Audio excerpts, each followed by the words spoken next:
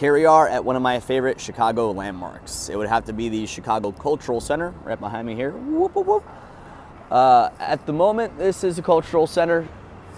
It was revamped as a cultural center back in 1977. At that point, it was the nation's first public cultural center, and they've got rotating galleries here for different artists and exhibits, things like that.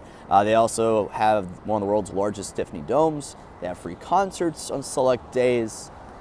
It's a great place to hang out if it's your first time in Chicago and you need some Wi-Fi or something like that.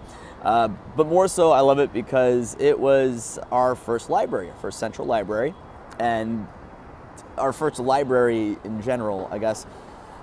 1871, Great Chicago Fire burned the city down. We're talking nearly 3.5 square miles of the city, hundreds of thousands of buildings, and we've built back up.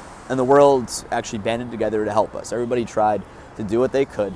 England decided to donate books for our library. So the Queen of England said, "Oh, posh, posh, send a whole bunch of books down there for them to read, some Lord Tennyson, if you will." And that's how she spoke. They have audio recordings. So they sent all these books over, and we said, yeah, sure, we'll rebuild our library, but we never had one to begin with. So our first central library is actually held in a water tank, like an old water silo.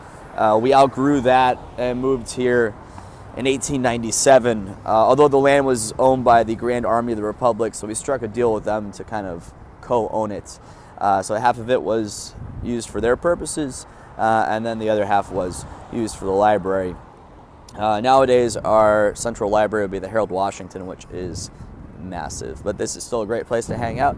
If it's your first time in Chicago, conveniently right across from Millennium Park, the Chicago Cultural Center.